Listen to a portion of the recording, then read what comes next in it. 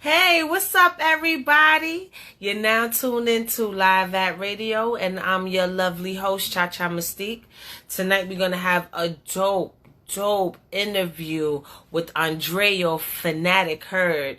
You know, he is the reason for a lot of our classic tunes from the 90s all the way up into the 2000s. He has reinvented himself, and we're going to find out what exactly that is. You know, I was doing a lot of research on this guy, and it was so amazing and surprising, all the work that he has been involved with throughout the years.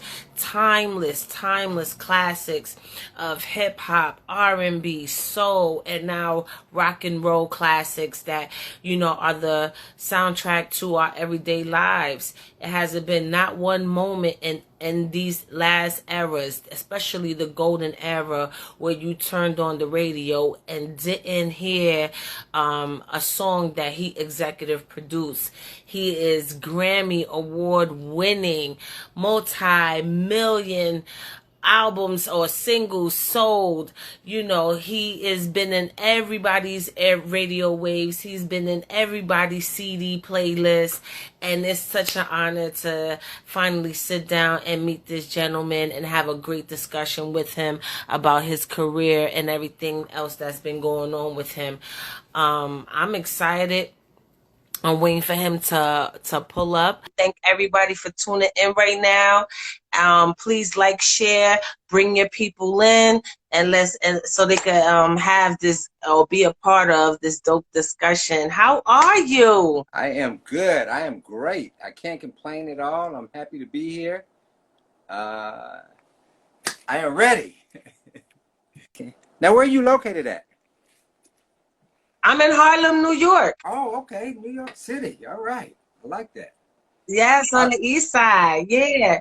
And we're going to talk about New York because I know you lived here for many Yes. years, Yes. working with incredible classic legendary artists. But before we get to that, like I said, ladies and gentlemen, Andreao FANATIC Heard in the building. Yes. Grammy Yes. Award-winning. Yes. Executive producer. But I have one question for you. Uh-huh. Who is Billy Lennox? You're looking at Billy Lennox. I am Billy Lennox. Billy Lennox is the alter ego of FANATIC. He's the artist side of FANATIC. I'm a record producer, and now I'm transitioning into the artist space. And Billy Lennox is the artist that I have become, that creates, writes, produces, does music videos, just expresses itself through his art. So I am Billy Lennox. Yes. So what made you transition to an artist yourself? You worked with a lot of amazing people. And what made you be like, you know what? I want to do this too. I want to be in front of the spotlight. What made you make that decision? I just wasn't hearing a lot of things in the marketplace that were stimulating me musically. Working with all these icons, they had all been out at one time, around the same time. So you're hearing all this great music and all this diversity in the music. You're hearing all these amazing artists. So I stayed stimulated as a producer.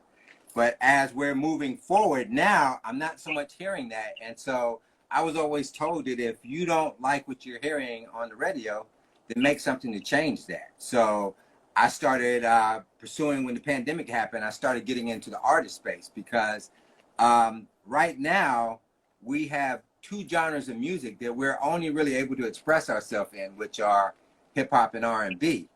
And knowing that we as Black people created all kinds of music, every form of music that you hear, I felt that we were being segregated. And so I wanted to create something in a different space to inspire other artists to venture out and explore and do rock and pop and all these other different genres of music that they haven't allowed us to do. And there was a time when we did express ourselves in those genres, and we rose to the top of the mountain every time.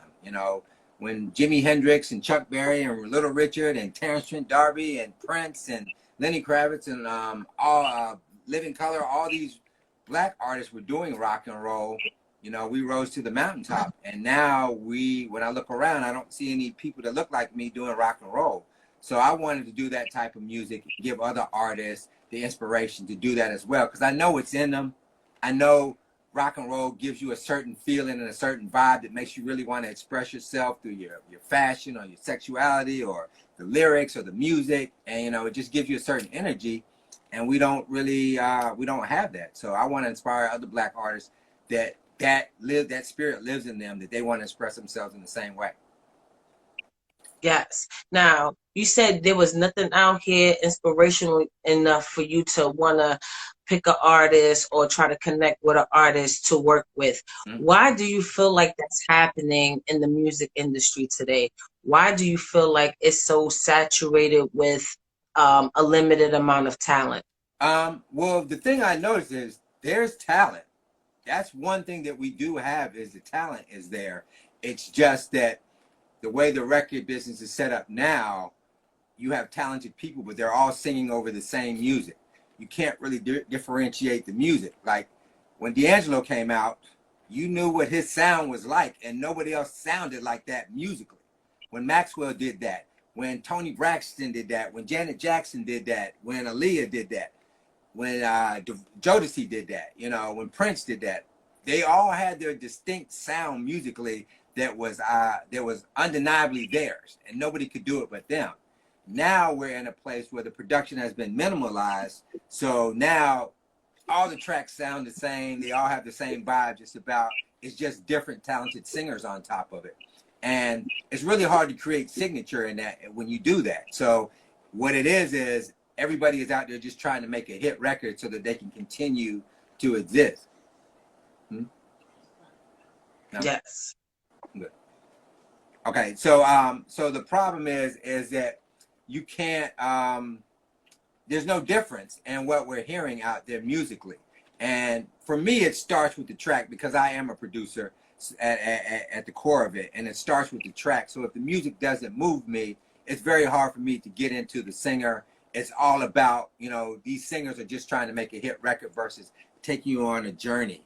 Like when I heard Outkast's music, it didn't sound like anybody else's. Pharrell and Nerd didn't sound like anybody else's. And so they would take you on a musical journey, and they would pull you into their world. And I don't feel like we're getting that now. I just think that the way they've set it up for black artists is you got to have a hit record. And if you don't have a hit record, we don't want to hear anything else that you're doing. Everybody's going into the studio with a preconceived notion, and I'm going in there tonight to make a hit record. I don't think Andre and Pharrell were in there trying to make a hit record. They were just expressing themselves, and it was so undeniably good, it became a hit record. Yes. And you know what I also think is the problem too? Everybody wants to go and mimic what is so-called trendy at the moment, as opposed to creating something that would be trendy. Definitely. You know, had a lot of that, you know, one of the things Soulja Boy said when he first came out was, you know, the thing what made him go viral YouTube wise was he would take the stuff that's trendy and hashtag it on his videos. Right. So when people are searching for these things, his content will fall under those categories, and people will be able to see it. It more visible to a wider audience. And I feel like even though how innovative that may have been, especially in this digital age, to make the content everlasting on the internet, but it kind of whitewashed it because everybody's following that formula, especially on these streaming platforms. You know, you hear one side of music and you create something that mimics that. So when people are looking for the bigger stars that got those millions and millions of streams, your content is falling under that. And I feel like that's why we're hearing a lot of the same thing. It was where in our era, you know, you had to be special. You had to be unique. Those record executives were looking for that. Because if you came in there sounding like an ODB, they'll quickly be like, nah, you sound like ODB. We got one of those. We got one of those. We already got that. Yeah, and the thing about it is there was, you know, when young artists were starting out, of course, you know, like most artists that were getting signed back in the day, like you can even go back to the 80s or the 70s when they were getting signed, they weren't expecting to have a hit record until they got to their third album, when they've already been developed, they've already started building their following, and then you come with the hit record and the machine gets behind you and they push it at radio and all of that. Where now you have to have a hit record out the gate. So they're not signing and developing and nurturing talent. They're like, you have to come in there with the hit record and you have to make it happen. And there's nothing wrong with that because there's always been the one hit wonder that exists. But when you're talking about investing millions of dollars into an artist, right, you can't base millions of dollars into an artist off of one song. You have to base it off of the fact, do they even know how they made a hit record? Is this a formula that they can duplicate over and over again? Are they an artist that you see 10 years from now, they'll still be on your label? Do you see a career for this artist, or did they just fall upon a hit record?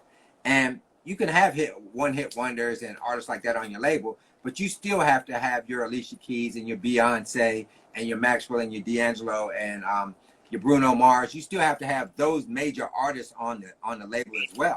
You have to have both. But now you see a lot of labels are just saturated with one hit wonders and artists that, you know, have gone viral. But, you know, it takes away finding real superstars that understand what they're doing, and you're giving them the space to grow and build their audience and build their following. So by the time they do get to that third album, there's a demand for the record, because the labels are so quick to push you out there and there's no demand for the record and the demand for the album.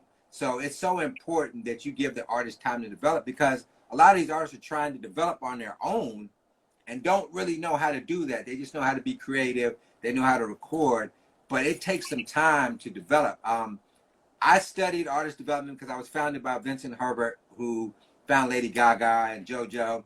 And I worked with Puffy as one of his Hitman producers, where he developed talent as well. Where we gonna get there? We're gonna get there. But go ahead. But the thing about it is, they were really into artist development, and that's so important that you do that before you come out. And a lot of the artists are trying to figure it out as they're out there, and that may not be their forte, because a lot of these artists don't really know who they are and what makes them special and unique until they start recording and touring and all these different things and getting out there.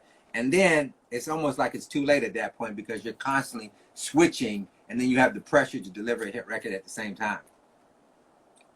Yes, and I totally agree with that. Now back to Billy Lennox. What made you come up with that that name? Where did that name come from? So I was a huge fan of the Beatles, and I was watching a documentary on them, and I saw where they did a publicity stunt where between albums, to keep the anticipation for them going, Paul McCartney faked his death, and they had a guy by the name of Billy Shears that stood in and pretended like he was Paul McCartney. He was like a Paul McCartney impersonator. So he was supposed to be the guy that was filling in for Paul McCartney and replacing him, because he supposedly died in a car accident. Paul McCartney supposedly died in a car accident, and this was a lookalike. So I love that publicity stunt, and I was just intrigued by that whole story. So that's where the Billy came from. And the Lennox comes from me just being very aware and into my blackness and understanding the importance of Malcolm X and Lennox Ave, and just really understanding that in the end, Malcolm really understood all people once he went to Mecca, and he really understood loving everybody. And, you know, and what that was really all about. It wasn't just a race thing, and just really loving and accepting everybody. So I hope that my music will bring everybody into the room, get everybody to experience each other in a way that they never would have. And music is so powerful. So that's where I took the Lennox. So it's Billy Lennox. Yes. So how is he different from Andreao? Because, you know, you saying that's your alter ego, and when people come up with their alter egos, they feel like it's an energy that may have been suppressed, or they were unable to show at some point in their real lives. So what makes him different than Andreao? Well, the thing about Andreao FANATIC Heard is, like, he was always behind the scenes as a producer. He was always learning. He always wanted to express himself. But as a producer, it's a challenge to come from behind the boards and move out front, and people to really take you seriously. So it was hard for me to do that. I look at the Kanye West documentary, and I see how they wanted to suppress him and just allow him to produce. They just wanted him to produce. So they would give him situations, the record deal. because they just wanted him under the roster and him still producing for the artist. So I wanted to create a whole separate entity, a whole different energy as Billy Lennox. Billy Lennox is more outspoken. He's daring. His fashion is on the front street. His sexuality is on front street.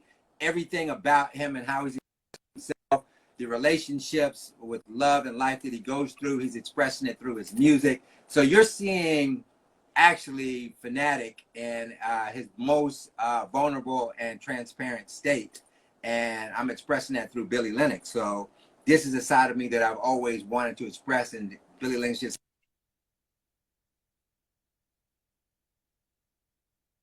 Oh, you're freezing. Hey, y'all. Okay, I think we're back. Hello? Okay, I'm back. Yeah, we are back. Yeah. So you explain what was the difference between Billy Lennox and Fanatic. Now, what's the difference between Billy Lennox and Andre Fruition?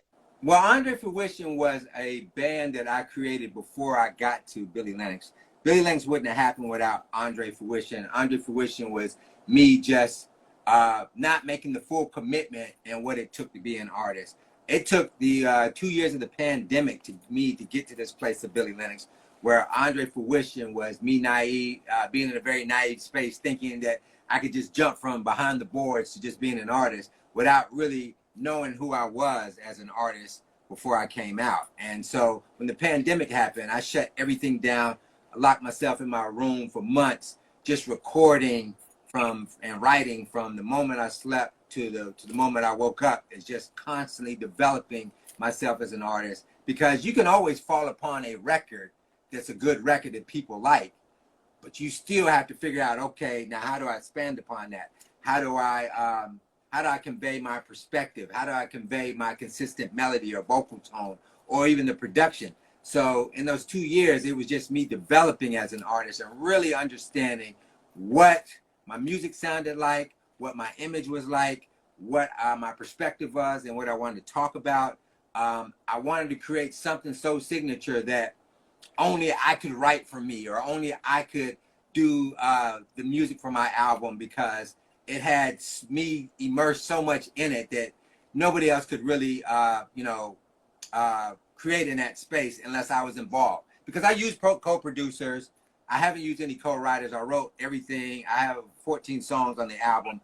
I wrote everything myself, but I also have co-producers that I work with, or musicians that I work with, but I'm involved in the process with every record that I do. But it's so important that I had to find out who is Billy Lennox, what is he about, and how to express that through it's either the videos, through the music, through it's these interviews, whatever it is. How can I be consistent in conveying who Billy Lennox is? Yes, and that's amazing. And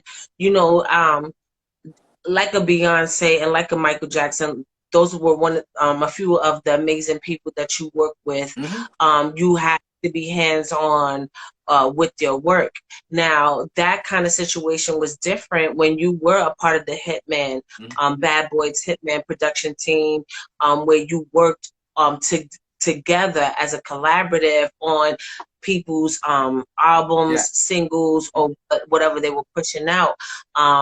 You said in another interview how on one record you would do something, then another person would do something, and there's a back and forth kind of thing. How did that work out with you having that urgency to be so hands-on with the projects that you produce?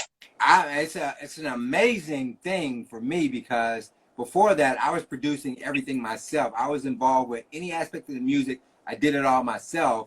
Once I got turned on to the magic of working with the Hitmen, I realized that, when you collaborate, other people are bringing other fresh ideas and things to your vision to make it greater. So I would do the track for like Mace, and then by the time Mario Winans played on it and other people, worked on it, it was a whole different thing, and it was just bigger, and it was just way, way further than I expected the record to go.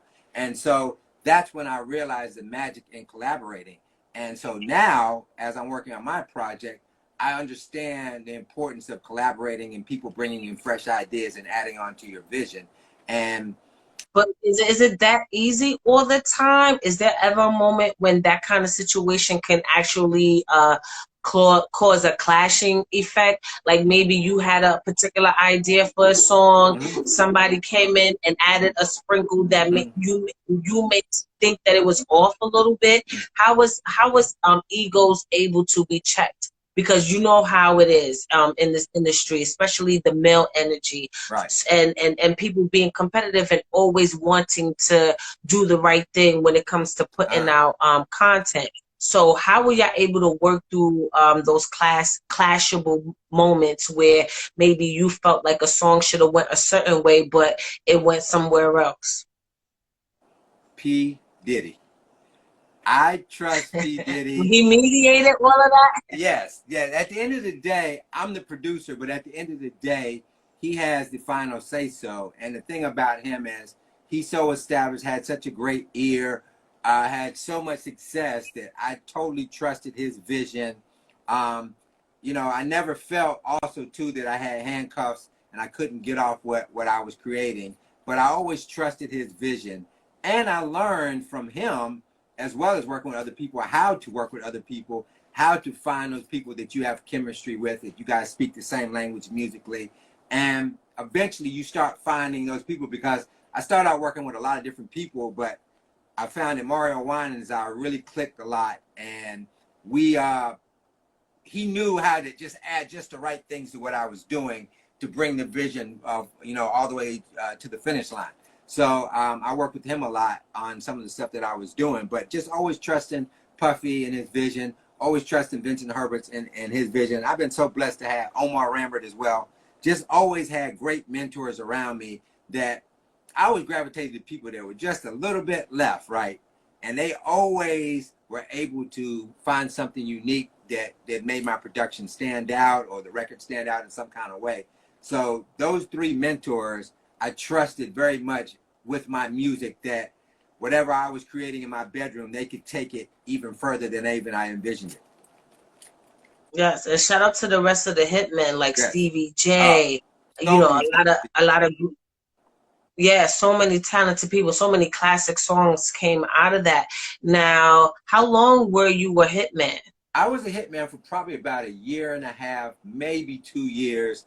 When I signed with them, um, they were just restructuring the whole hitman team, and there was an article in the Source magazine that Mario Winans and I were in, that we were like the future of the hitman, and they were looking for us to revamp the hitman and take him into the next millennium with their production and everything like that. But as that happened, Puffy got into the situation with the New York shooting with J-Lo and Shine and all that, and his focus at that point was more on his legal situation in his life more than it was the hitmen. So I wasn't getting the hitmen weren't getting the attention that we needed to like really take off.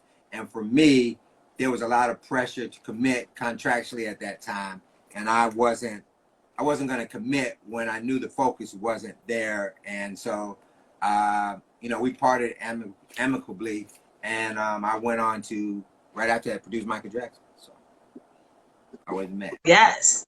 But before we get there, I want to talk about the Biggie and Little Kim and Little C's era, Uh-huh. which was before the whole J Lo and Shine, because Shine came out after Biggie did. So even though you was working with as a hitman for a year and a half, you still obviously was a part of the Bad Boy Camp or Undia situation, which they were all connected in a very tight space. So you was working with them and Bad Boy for a long period of time, or at least people who were affiliated with them. So how did that start at the beginning for you to work with Biggie Smalls and Little Kim, and to work on the classic "Crush on You" song that came out on Hardcore, as well as "The Wonderful Life of Caesar Leo"? Well, that actually happened before Bad Boy. That was actually the calling card that allowed me to get Ramon Herbert, Vincent's cousin, got me the meeting with Puffy. Shout out to Ramon, Jersey. Now the thing is that my partner Eli Davis, who manages Anthony Hamilton, we're both from Greensboro, North Carolina, and we would travel back and forth to New York. and we would stay with this guy by the name of Sincere Thompson, who was in the record business. And Sincere knew everybody. He had been promoting records for years, so he knew everybody, and he knew Un. And we found out Lil Kim was working on the album. Sincere told us to go to the Hit Factory. He said, that's where everybody is at. That's where they're going to be at. He said, if you see Un, tell them, you know, Sincere referred you, and you should be good. And so we did that, and the SUVs pulled up in front of the Hit Factory, and I saw Biggie and Un get out, and I shouted at Un, and Un was like, come upstairs. And when I went upstairs, I played him the music. He, I didn't think they was feeling the music, because I was like 30 minutes of just playing tracks. They never said anything, and as I was getting ready to walk out the door, Biggie had to write the numbers down the whole time, and he was like, play number 17, play number 21, play number 5, play number 7. And Crush on You was one of those beats. And then the next thing you know, I was in the studio with Biggie for the next week, just working nonstop on Little Caesar's album. And that record, when they put that album out, that Crush on You record just had Little Caesar on it as an introduction to him. And the record took off. Yes. DJ started playing the record like crazy. And then at that point, they went back and put Lil Kim on the record, who at the time wasn't even a fan of that record and didn't want to do the record. And then it took off, and it ended up being, you know, one of her biggest records. Like, you know, it's like when she and it was a great introduction to Little C's, and people really slept on that album. Yeah. Like that album flowed crazy. It had great production on it. Yeah. You know, he's more known to be a part of Junior Mafia, and of course, Big's little brother, so to speak, in more words than one. When you talk about him and his album, people really rarely mention that. And I think everybody should go back and listen to that classic album, because it's an underrated classic, and it's very enjoyable. One of my favorite throwback albums to begin with. So, you know, you in this dynamic group, you around such great people. You just mentioned how Biggie worked. What was his work ethic like, you know, because, you know, when people talk about Big, they talk about the talent and the personality. Everybody says that he used to crack jokes. You know, he wasn't as serious as some other folks may be. You know, to when they recording their songs, you know, people have some type of routines or rituals they go through before they record. Him, all he needed was a blunt and a Pepsi. Is that true? Is that true? And if not, or if so, can you explain what it was like and what his work ethic was like? Did he really take the process of it all seriously? Well, the thing about Biggie that was so amazing about him was his executive skills. Biggie was like an amazing visionary. He just the thing about him is he was just an amazing visionary in terms of understanding. I think he learned a lot of things from Puffy in terms of being able to understand the elements that go into a hit record. The thing about taking those popular loops and sampling them and you know, saying hardcore shit on top of a popular loop. You know, I think that was more of his thing than anything, and it's what made him special in terms of a producer. And so so he had vision. Un was really good at making sure, you know, everything got out of his way in terms of being able to create. And so when he cleared the space for Biggie to create, I think Biggie took a lot of that information and mentoring he got from Puffy with the records that he made and put it into Junior Mafia, put it into Lil Kim's album and Little Caesar's album, and it ended up being, you know, what it was at the end of the day.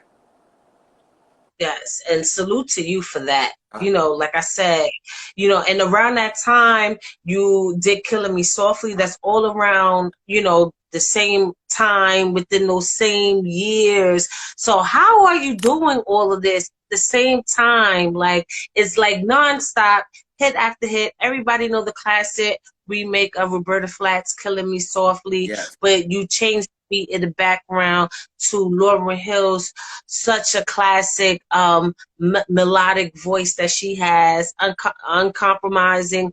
You can't even compare it to nothing else. So how were you able, and then not only that, these different songs sound so different from each other. Right. It's not like there's any kind of similarities. All of them have their own vibe within their own right. So how are you doing all this at the same time and still being original and different, separating each project from another so they're not copying or mimicking each other? Well, that just at the end of the day is working with great co-producers. You know, at that time, Wyclef was on fire. Learning from him, working in the Booger Basement down in Jersey, and creating with him.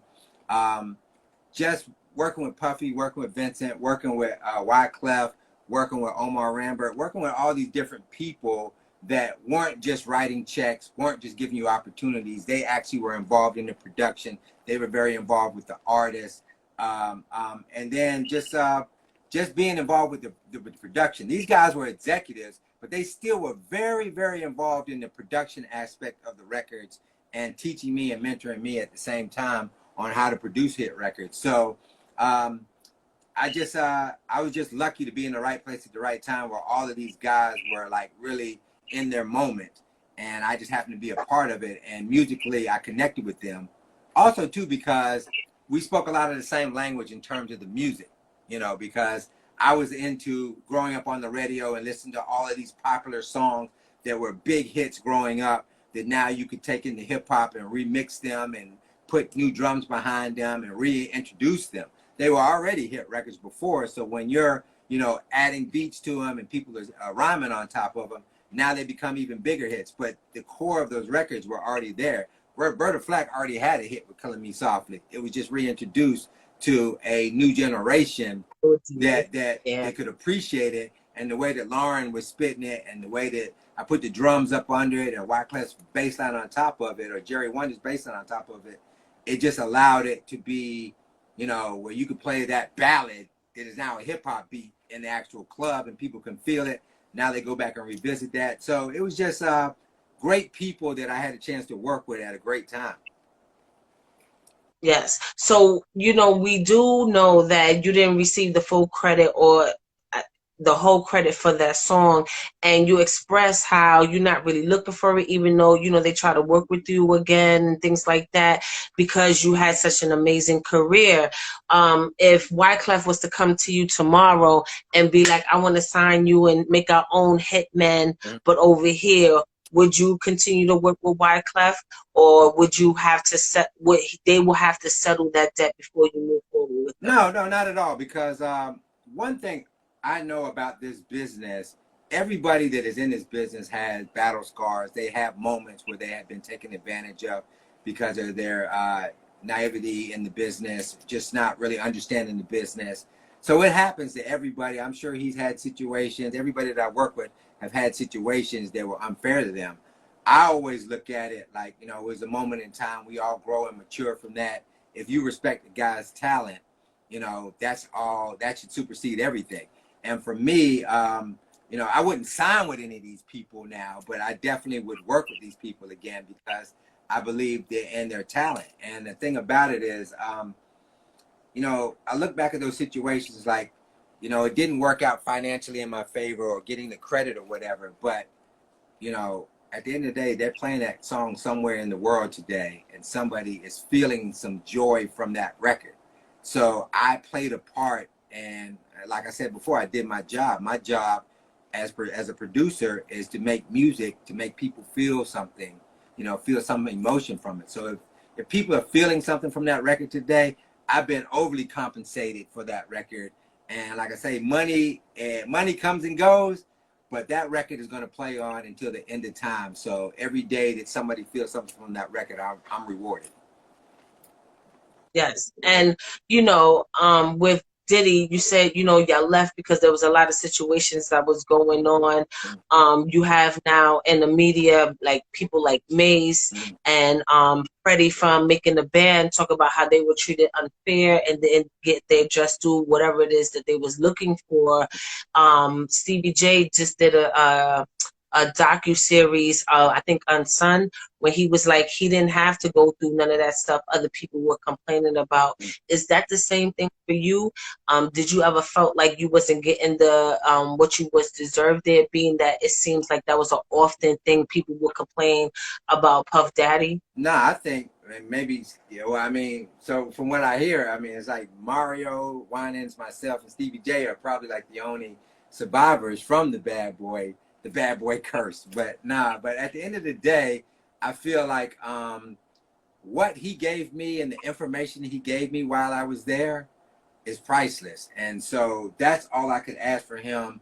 I wish I would have had more time with him. I wish I would have been more patient and hung around even longer, because they did have a second run after that with We Don't Stop and, you know, I Need a Girl, and they just got hot all over again. But, you know, I believe that I left and it was supposed to happen. I was supposed to grow as a producer outside of Bad Boy. And I still love Puff. I still love what he did for me, giving me the opportunity. People still play the music that he greenlit. He greenlit for me to actually get the record out on Mace or work on the Biggie album. I still receive royalties from it. And I love the experience and everything that I learned when I was over there. And I would definitely work with him again, because I know that genius still is inside of him, you know, and if he has the right people around him that, you know, are on the same page with him, I know he can do that same type of magic that he had before. I know he still possesses it, and I know it can still happen. So I don't have anything bad to say about him. I love Puff Daddy. He's a big influence on hip hop, and I don't think hip hop would be where it is today if it wasn't for his contributions and what he did and the side of hip hop he showed us that, you know, nobody else was able to do. Yes. Now, and I totally agree with that. Like, you can't, even though you could complain, well, people can complain about Puff Daddy, but you can't take nothing away from him either. You know, the remix king, and I feel like people like you, because you sample a lot, and that is a thing of hip hop, but you do it so well. You know, especially when you talk about songs like "Killing Me Softly," and then you even remix that on a Mariah Carey song. You took that and flipped that, and even with Crush on You, look how many versions of Crush on You there is. Are all of them yours, or is it, or was it some that was yours? Some of them were mine, and some of them were replays and samples of the original record. But the fact that I introduced the hip hop community in the world to Jeff Lorber Fusion and that record, you know, that's the most important thing, is that I was able to turn the world on to this jazz artist. And, you know, I think once I sampled that, Ski Beats, who's a good friend of mine, sampled another Jeff Lorber song off of that album that became the Who You With record with Jay-Z. So I think, you know, it was a great thing that happened, that, you know, that I was able to introduce other people to that jazz artist and Jeff Lorber. Jeff and I are great friends now, and so I'm always learning. And like I said, it's not always about money for me. It's always about the bigger picture. Is like, I get paid a lot of money to do what I do. I almost get overpaid to do what we do, because our job as we're messengers. Our job is to make the world better through music. So whether it's producing, whether it's being an artist, whether it's sampling, whatever it is, we've been set here to be vessels and let the music flow through us and let it touch the world. And that's a very huge responsibility too. It is very important, and I want to thank you. You know what I'm saying? Because you really, you know, was a major part to the soundtrack to my life. You know, I could listen to those tracks, timeless tracks. You could play that kind of music today, and it's like you heard it for the first time every time you play it. So, you know, salute to you on that. Now, I want to know something a little bit behind the scenes about the business of it all, because like I mentioned with Mariah Carey, the beat to Crush on You, you used that again, but you flipped it around and brought something new again. Being that you was the one who introduced the world to that jazz record, is it like you have, because I know you have to get some kind of clearance or anything like that, but you was the executive producer, so did it make sense financially for you to take some of the old works that you do and then flip it again to create something new. Well, that was actually Jermaine Dupri that sampled that record from Mariah Carey. But he sampled, instead of sampling the original record, he sampled the Crush on You version of the record. So we get publishing on that record. But it was just, you know, I'm getting a percentage of the record, as well as Jeff Lowe Profusion, as well as Lil Kim, as well as Biggie, as well as Little C's. They're all getting a piece of that Mariah Carey record because they sampled the actual record. The other versions where Ariana Grande and Big Sean may replay it, Jeff Lowe is just getting the publishing on that record. And, you know, every time I see Jeff, he always thanks me for, you know, turning people onto that, because he's made so much money of people just replaying it, sampling the original record just as I did and whatnot. We just happen to have a hit on it, you know? Yes, and that's fire, because that also brings light to a lot of people that people may have not thought about, you know, introducing historical musical moments and performers and musicians to the new generation. So, you know, that's very necessary. You know, so moving on from the Bad Boy era and all of that, you ended up working with Beyonce and Michael Jackson. Now, we both know how strict they are. You look at their documentaries, Right. They don't play. No. Everything from how the music is created, to the dance steps, to the stage presence and everything, the choreographs, to the outfits and everything. They want to be a part of every step. They micromanage everything. Now, who is the strictest, Beyonce or Michael Jackson?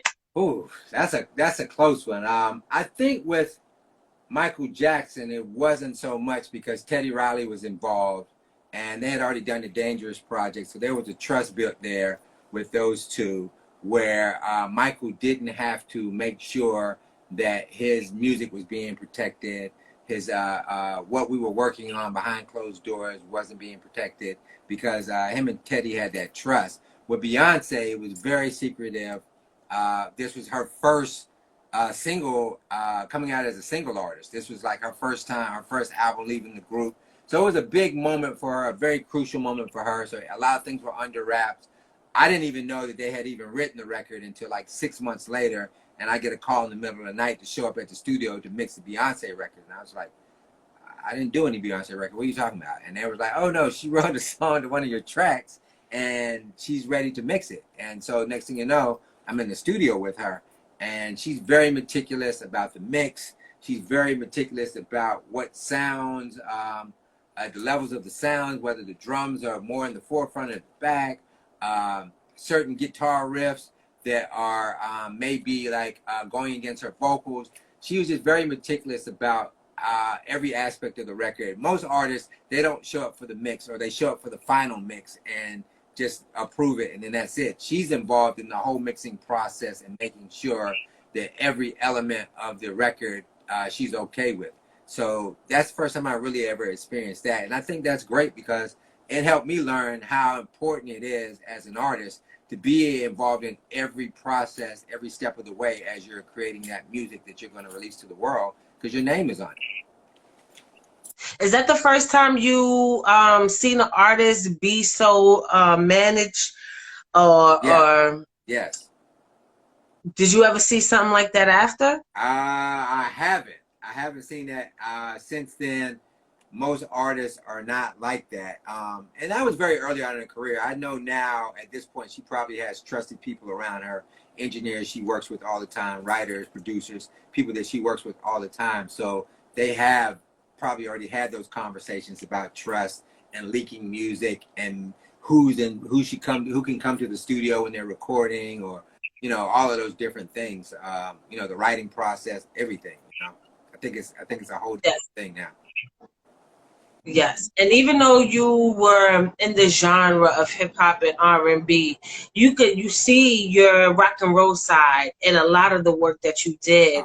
When you listen to the song with Sleepless with Beyonce, when you listen to Boys to Men, I'll be sure when you listen to all those tracks, you hear either the acoustic guitar or you hear the electric guitar, and then you hear the riffs in it, even though everything else is so smooth or probably a hip hop up tempo, but you still get that rock element like that.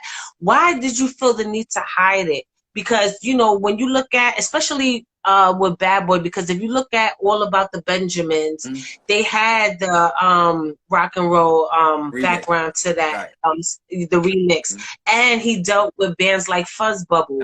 So was ever a moment where back then you wanted to be get that rock and roll side out of you? Well, at that time, you know, we all go through different periods where different music is influencing our life. At that time, you know, when I was doing the hip hop stuff, I was listening to a lot of jazz music and I was sampling a lot of jazz, but I didn't really understand the art of fusion. I didn't understand what Miles Davis was fusing and Bitches Brew. I didn't understand what Jimi Hendrix was fusing at that time. I was still growing as a producer and still studying. My reference at that point was the Isley Brothers. And so I knew that they always incorporated guitar, Ernie Isley, in all of their records. And he would put distortion and all these different things on his record. Later on, as I studied, I found out that Ernie Isley was studying Jimi Hendrix. And Jimi Hendrix used to play in the Isley Brothers. And so he was influenced by Jimi and, you know, eventually got his own sound, but it was very reminiscent of what Jimi Hendrix was doing. So I didn't really understand fusion. I was around it and didn't know what it was or the importance of it until way later on, because I grew up, I went to an all-white school where I was into classic rock, I was into pop music and things like that, not realizing that these white artists were doing their version of R&B. It just sounded different. And so, you know, understanding that they're fusing, you know, bass lines and drum beats and all these different things in their pop and their rock music, it was there. And then once you start sampling those records and you sample a classic rock record like Led Zeppelin and you hear those drums under there, you realize like those records, they had hip hop in them. So everything that I'm doing now, I realize that every icon that you know did a fusion of something. The Police were doing a fusion of reggae and rock. You know what I'm saying? Prince was doing a fusion of so many different things. So when you listen to a record like Let's Go Crazy, you don't really know what that record is. They playing it on black radio, but they're playing it on pop radio. And it has rockabilly, it has pop, it has rock, it has soul, it has R&B, it has all those things in it. And Prince is an artist that I always look to when I'm creating, because he was so great at fusing multiple genres into what he was doing. So it allowed so many people to come into the room and experience his music from all walks of life, from all different ethnicities, because his music was very universal. And that's the way I want my music to be. That's what I think all of our music should be. So when I create now, it is already. I think it is. I fuse, I fuse everything. You can hear all of those, everything that I came up on, you can hear in my album and those records. And even though it feels like rock music, you can still hear the hip hop beats under there. You can still hear the soul and the gospel in my vocals and all these different things. So, you know, I'm just a big fan of fusion. Yes, and I think you're a big fan of Geminis, because Prince is my Gemini twin. And then you speak so eloquently off of Kanye, you know, and I think you look towards people who really go left, you know, like really all the way over there. And so do I, like, and you know, I admire you because the electric guitar, the guitar period, as well as the violin are my favorite instruments. So, you know, I'm looking forward to hearing more music for you where I know you're going to kill it, especially those riffs. It's like, what? Waterfall, if you know what I mean. We grew up on that. We all grew up on that. We all grew up on the guitar riff. We all can remember popular songs that were on radio that we remember the guitar riff. More importantly, we remember the solos. You know, that's how air guitar was invented, because we all remember the solos on those records. And we haven't really heard in a very long time a guitar solo on a record on the radio. So I'm trying to bring all of that back. You know, I'm trying to bring all of that sound back where the guitar solo is very prominent and you remember it. I'm trying to bring the music back where it's a fusion of all of those things that we love about guitar. The coloring of Jimi Hendrix and Prince, as well as the guitar solo. Yes, yes, and rest in peace to Jimi Hendrix. Rest in peace to Prince. My birthday too. We share the same birthday, June 7th. Wow. So Dope. yeah. Yes. So, you know, that's another thing that made me like you. You know, so one thing I do know about you as well is that you are very active in not only the culture, pushing the culture forward, but you try to use music and the culture to bring awareness and a means to an end of certain things like poverty and other things. So can you talk about your non-for-profit organization, Culture Pushers? Yes, the Culture Pushers If I'm was saying that right? created when Yeah. I came home from the pandemic and I was back home in my hometown of Greensboro, North Carolina. I created a movement called the Culture Pushers because I saw there was a need for mentoring so much talent out here. And we all know somebody that has the gift, the God-given gift that you can see it a mile away, but gave up on their dream of being a recording artist because the business side got so difficult and they couldn't navigate through those waters. So the Culture Pushers tried to, cater to those artists. We tried to help them understand the music business. We try to mentor them. We try to provide them with connections and contacts that we have. And we try to help their journey be a little less stressful because we don't want to lose them because, I know too many people in this business that were in this business that, I knew were going to be superstars, but later on, quit because it just got too difficult. So I know that music is is a very powerful tool. And I know that I saw our experience, We Are the World. And so when the United Way approached me about doing a project to end poverty, and I saw after living in New York and LA, and I saw the poverty in Greensboro, I was like, oh, this is nothing compared to the poverty that I've seen out there. So my whole thing was to try to use music to do that, to try to showcase all of the talent in the area. It was a project that I worked on for 2 years, just bringing 45 of the most talented artists in the area together for an album. And it's something that we all can be proud of that will live on forever. And that's what it's all about, is just using your gift and your information and your experiences to try to help other people, better their life, or get in a better situation, whether it's to be a recording artist or whether it's to help you find means to survive out here, Yes. And what is the significance of the feather? Oh, I wear the feather. I don't have mine on tonight, but I usually wear the feather so I can fly above the noise and all the negativity. I just want to keep my vibrations high, and that allows me to do that. So, we rock the feather from time to time. Yes, I'm gonna start wearing feathers. I should have got one for this interview because Don't worry. when I heard you said that, I was like, yes, and a lot of people need to do that. Yeah. We're gonna definitely put them out there. We got a whole line that we're working on. That we're gonna. Oh yeah, I need one. I need one. I got you. Don't worry. Yeah, and I feel like that type of theory and philosophy is important because now we're in a world where, everybody got to say something about something. Everybody got to critique something. And when a lot of that is perspective, not necessarily what's true. You have a lot of people use the term opinion to hate on somebody or downplay greatness at one point in time, you masking jealousy and with opinions. And then you'll have like these social media apps where, like the audible version of Clubhouse, where everybody sits there and talk and ultimately attack each other. So you say you fly above the noise. Yeah. What do you do to fly above the noise, if you don't mind? I just try to stay in a positive space. I know how much energy it takes to have that negative energy on you at all times. One thing I talk about with some of my close friends that I work with is that every artist out here means something to somebody. Everybody has a place.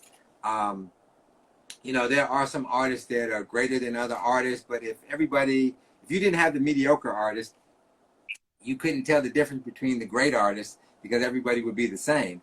But at the same time, those artists that are so-called mediocre, they all have a purpose and a place in this whole thing that we're out here living every day. Like they mean something to somebody. So I always try to stay positive. I always try to believe in staying positive in everything that you do, because like I said, it just takes a lot of energy to bring you down. And then when you're creative and you're an artist, we feel things. We feel things very, very closely. And the thing about it is we're very emotional, we're very sensitive, and it's so important to keep the right energy around you at all times as you're creating, because I've been through those situations where you're trying to create and you have this negativity around you, and it doesn't allow you to create freely, and it alters what you're creating. Yes, and I think everybody needs to take that advice. And you got a benefit because you work with music. Mm-hmm. Music always raises the frequency. It always changes the mood. It's either something that you could break away from depression, or something that you could relate to as far as love or whatever the case may be. Mm-hmm. You know, all of it is frequency. It is. And then it raises that. When you look at what frequencies does to water, and since we're made up mostly of water, just imagine what's happening within your body when you're hearing the most beautiful song you ever heard of your life, or a timeless classic. Look at the things that happen to you molecularly, cellularly, when you listen to A Crush on You, or you know, or another song like that that takes you back and make you think about the smell of the summer and what we was wearing, and all those different elements. So yes, we listen to music every single day. It's a part of our soundtrack. We all remember, you know, that song we listened to in college, or that summer, you know, that we spent with a special girl, or it has a timestamp on us so many times in our life, and we thrive off of that energy and remembering that and how that music made us feel. So, like I said, that's a very powerful responsibility to have. You know, when you create something that makes people feel something. I get so many hits on YouTube and Instagram about Crush on You and where they were and what that song did for them. I get the same thing for Speechless, when they're talking about them and their girlfriend or boyfriend used to listen to that, and that was a part of our lovemaking session, and babies were made off. It had to, because it sounds like lovemaking. It sounds like it makes you want to take off your bra and stuff and get down and sweaty with it. That's exactly why I created it, to make people feel something. And when I was creating it, I was in that space of creating erotic music at that time, and that was one of the songs that came out of that batch. And I'm so glad that people can create these special moments with that special person off of that music, you know? Yes. Now, with your alter persona, Billy Lennox, what is there a new album coming out? And can you talk about it? The name of the album, and when will it be dropping? So the name of the album is Electric Sex. I am 14 songs in, coming down the home stretch. Just definitely can't wait for people to hear this and the journey that I'm going to take them on with this record. We're out. It should probably come out, I want to say, in the fall or something like that. But we just put out a new single, Can't Live Without You. We just shot a very thought-provoking video out to the song. And that's what I really love about the process of shooting videos, is just being able to, you know, express everything about myself, with the fashion, with the sexuality, with the messaging. I always feel like the video is your business card. And when you put that out, people should be able to look at it and be able to tell you 4 or 5 things about you from watching that one video that would pique their interest enough that when you put out more material, that they come back again to dive back into your world and see what it's about. So, you know, we got those coming out, and go check it out. It's on YouTube right now. Billy Lennox, Can't Live Without You. Go on my Instagram page, follow my stories. I'm always giving you a glimpse into my world and what motivates me and what I'm passionate about. Yes, before we get to the messaging, what exactly is electric sex? Like, what is it? You standing naked with an electric guitar and you on top of the dresser, and then you dive head first in somebody's cootie cat? Like, what is it? Because that's what I'm picturing here. Electric sex could be whatever it makes you feel. For me, I realized I started listening to blues, and I realized how erotic blues is. And when you go back and listen to those records, you know, or those blues records, you start really understanding rock and roll from a different light. And also at the same time, you understand how erotic and sexual those records were. You know, so, you know, when I hear those records, I think of the rain and the tin roof with the rain hitting it, and you're in the barn and you're making love with your woman and you're all sweaty, and it's just I always think about licking barbecue sauce up for somebody every time I listen to the blues. that I don't know. definitely can, that definitely can inspire that, but it's just about the electricity that rock and blues gives you that makes you feel so sexy. So that's why we call it electric sex. And I got that by listening to the blues and rock and roll. And you know, if we can't make love to rock and roll music, I don't know if we can hook up, baby. So that's kind of my vibe. Sounds like y'all throwing people, y'all going up against the wall. That's what I'm picturing. Maybe in That's the what that's what video it we takes. see that a rated, E version of that. You know, I would love to see it. I really would. Well, that is electric sex. Now, You hit that on the head. That's exactly what electric sex, where it just makes you feel liberated and free to express yourself sexually off of the music. yes, my imagination is wicked. I'm a Gemini. You know, Bam. I hear you. I got you. I got it. So, you know, to move forward, you know, and before we wrap this thing up, I do want to talk about the messaging real fast. You know what I'm saying? Because I do see your philosophy. I understand your politics behind a lot of things, especially when it comes to our music. So can you give a little touch light on that a little bit, what you see is going on and what we can do as a people, as a community, to make those effective changes moving forward? Well, I just know that To music save our is culture. a very powerful tool, and your videos are very powerful. So I just think you shouldn't waste those moments. And the song could be about, I try to put something that people can learn from in all my songs, whether it's a relationship or whatever it is, right? I try to put something in the music, but the visual is so important. So the song could be about sex, but I'm always going to have some imagery or something that has some sort of message in it that makes you go a step further, think a little bit deeper about certain things that I think are affecting this world, affecting our community. I don't take this moment of being an artist lightly.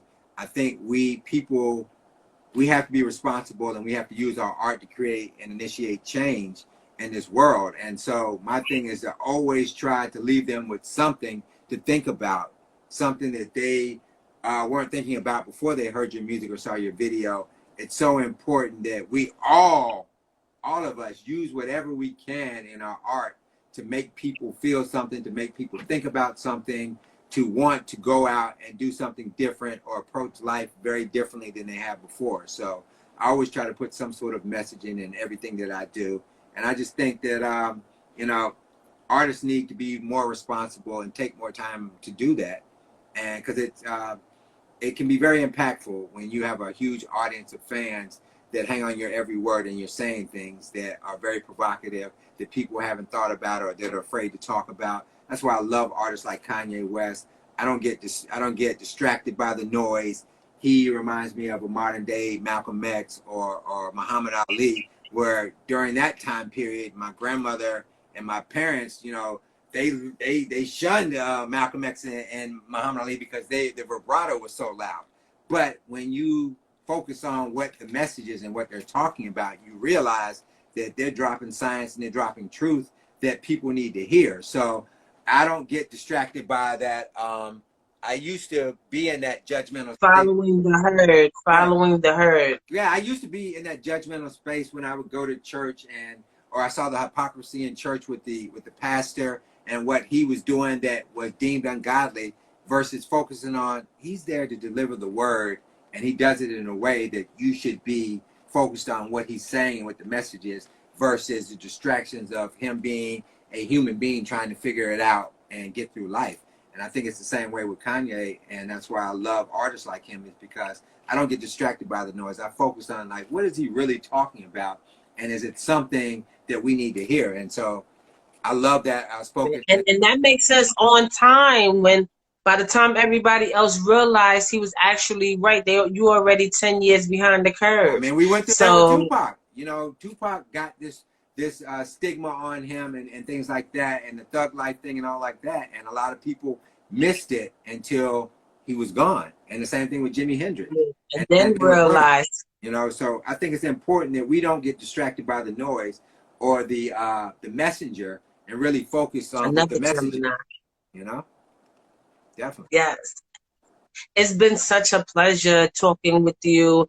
You know, when I came across you and was studying you for this interview, I was like, oh my God, you're so amazing. Thank you. Like, you know, yes, and kudos and salute, shout out, all that good stuff to you.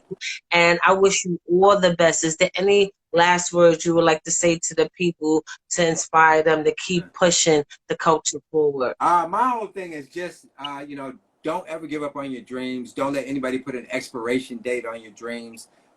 You know yourself better than anybody else. You know what your willpower is. You know what you can endure because you've been living with yourself your whole life. So don't ever give up. Don't ever heed to other people's expectations. And you know, if you're ever feeling down, I always say, look back at your life 6 months ago and look at where you were. Look at your financial situation. Look at the network of people you had around you. Look at the connections that you had around you. Look at where you were in your career then and look at where you are now.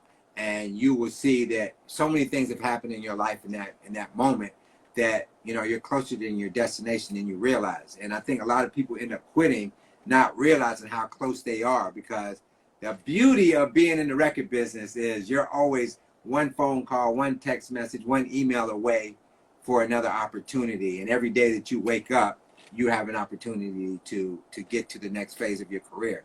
And so I love that about this. I even experienced that this morning. You know, yesterday wasn't great. A lot of things weren't happening that I wanted to happen. I happened to check my email at 3 in the morning. I got a licensing opportunity. I woke up this morning and I heard from another opportunity that I had been waiting on. So every day it changes. All you have to do is just hang in there and endure the lows to get to the highs, and it'll all work out in the end. You know, God is going to make sure. And be brave enough. Yes, and be brave enough to fight another day. Definitely. Because it's so easy to give up. All this is in life is an endurance test, and all you have to do is just be able to get through it. Stay in touch with God and your relationship with Him. He will definitely counsel you through all of this and show you whatever you need to keep going and provide you with opportunities to keep going. It may not happen as fast as you want it to, but if you understand God's timing and you understand what He has placed in your care to deliver to the world, you don't get impatient and you just go through the process because you know it's going to happen. Yes, and I know that you're gonna bring rock and roll and blues and all that jazz back to its people, its rightful owners. Shout out to you for coming through, and I appreciate you. And if you need an extra, because I would love to get barbecue sauce licked off me, just make sure the male lead looks hella good, okay? But make me the test dummy. Here I am. I will love it. Yes, I want to know what electric sex. What the hell is that? I want to know. Electric sex for everybody. Yes, for everybody. Definitely. Yes, we're giving that thing out like Oprah. You get electric sex. You get electric sex. Everybody gets that electric sex. Yes. No doubt. Let's get it. No doubt. Yes, it was such a pleasure. Definitely. Everybody follow me on Fanatic, a.k.a. Billy Lennox, on Instagram. Go to YouTube and see the video. Can't Live Without You. And I appreciate you all. Love you all. Thank you for your time. Look out for Billy Lennox next year. Best New Artist. We coming. Yes, let's get it. All right. Let's get more timeless classic. Thank you, Cha-Cha. I really appreciate you. Yes, I appreciate you too. And I'll see you next time. And don't forget, I want that feature. I got you. I got you. Electric Sex. I got you. Electric Sex, baby. Yes, all 2022. All right. Thanks, Cha-Cha. See you.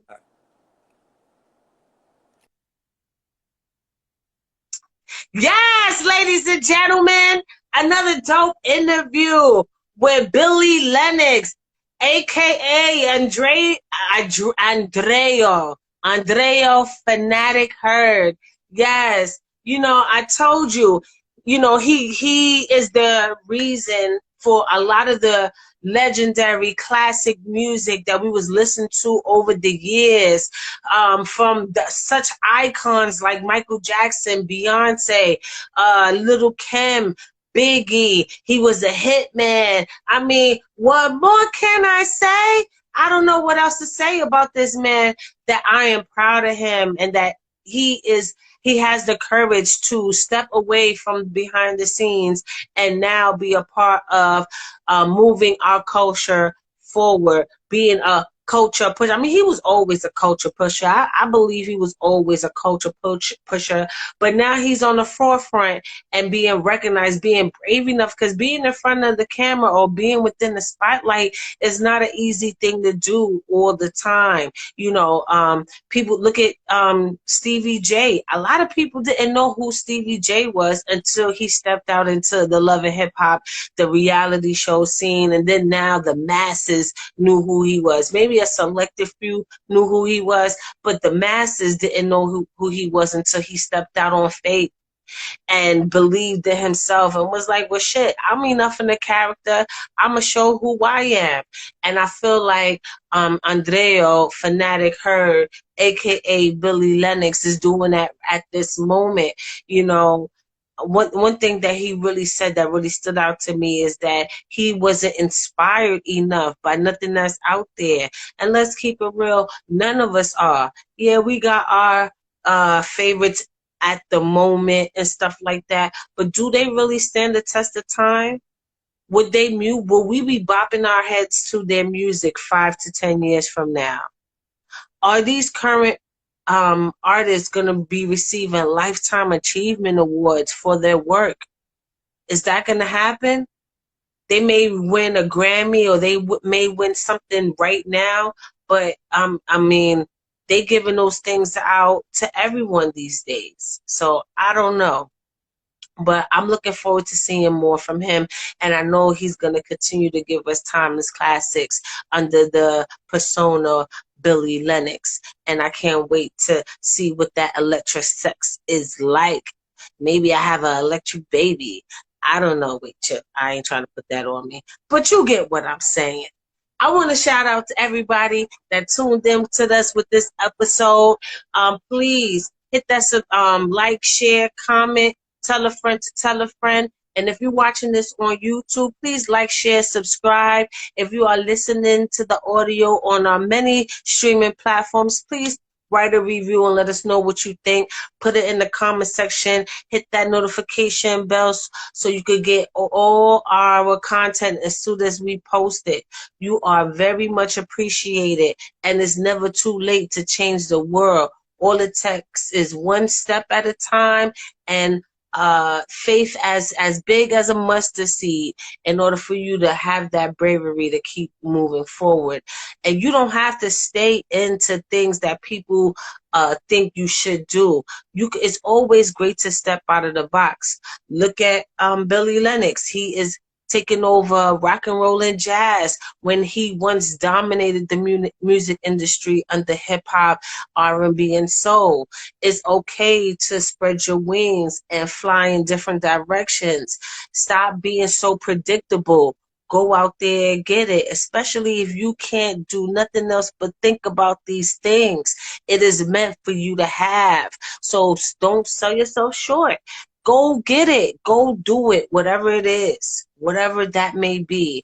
Be brave enough to live in your truth and share it with the world. And with that being said, I'm signing out. It's been a pleasure, and I am grateful to have people like you guys in my life that I could share my talents with every week. I love you, and I'm up off this.